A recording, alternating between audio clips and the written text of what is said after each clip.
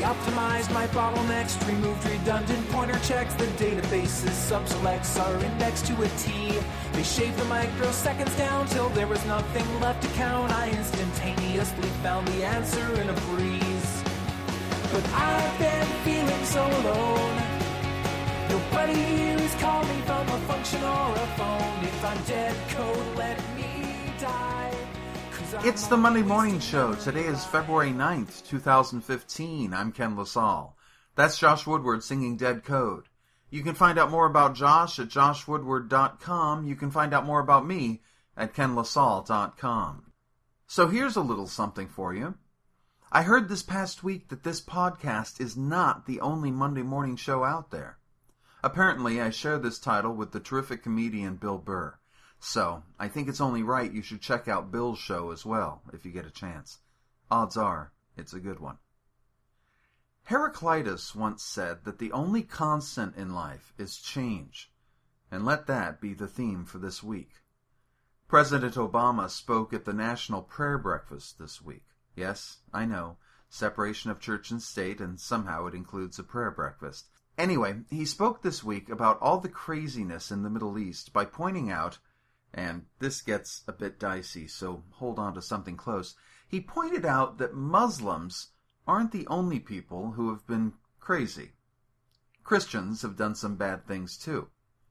Shocking, I know. Christians have done some bad things. We called them the Inquisition, what a show, the Crusades, and so on. Christians have used their religion to justify slavery and brutality and... Listen, I know a lot of devoutly superstitious Christian folk took offense, so let's put this into some context, shall we? We have all done some bad things, okay? Every one of us. Sure, maybe we haven't beheaded anyone yet. Perhaps we haven't even burnt anyone alive. I'm talking for myself here. I wouldn't dare speak for you. But the fact is, we've done our share of terrible shit, okay? When it comes to groups of people, everyone has enacted their share of nightmares too. You find me one organized group of people who has never done something they can be ashamed of, and I'll show you a group that is very comfortable with themselves. This is not to justify what so-called radical Muslims are doing, but let's be clear. No one is without blame.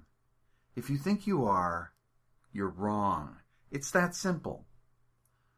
The world might look like a scary place out there, but that's only when we see others as scary and ourselves as normal, or righteous, or upstanding, or right.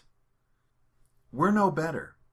The spotlight just isn't on us. Yet.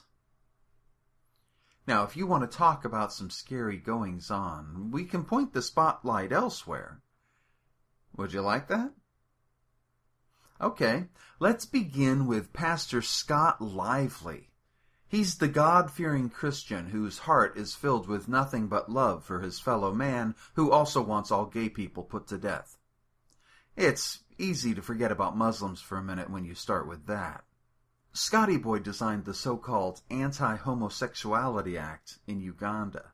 You know, the kill all the gays legislation that destroyed a lot of lives far from Scotty's home country.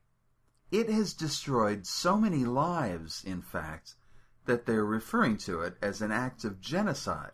Funny story, acts of genocide are generally frowned upon. And so, a lawsuit was filed in Massachusetts back in 2012 against Scotty for crimes against humanity.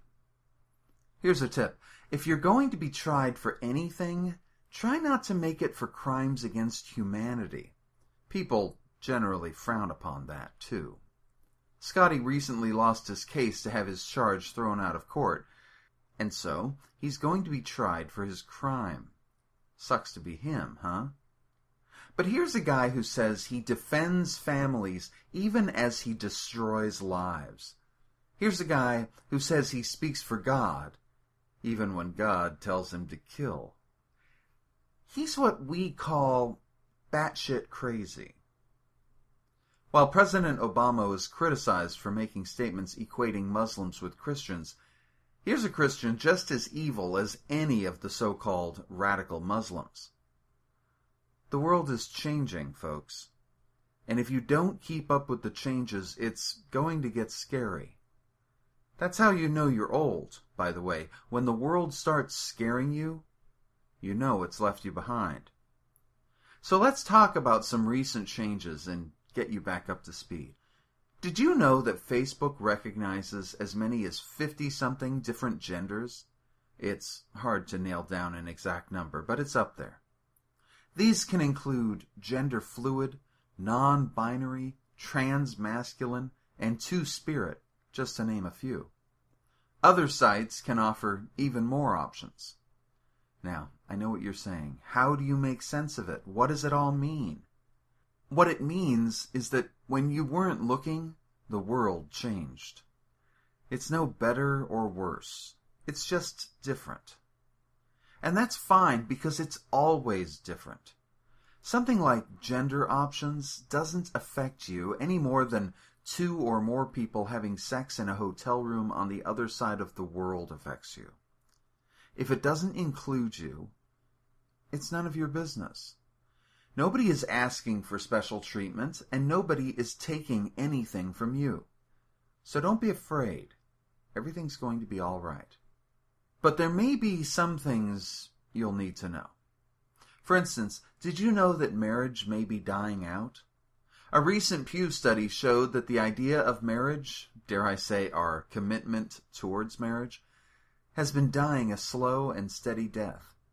In 1960, 2/3 of all 20-somethings were married. In 2008, that number dropped to just over a quarter.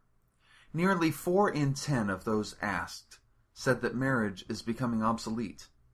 62% of those cohabiting agreed with this, probably because they're, cohabiting. But my favorite statistic comes from self-identified conservatives, 42% of whom also agree. Damn kids with their cohabiting anyway. Now, is this a problem? Do we even need marriage anymore?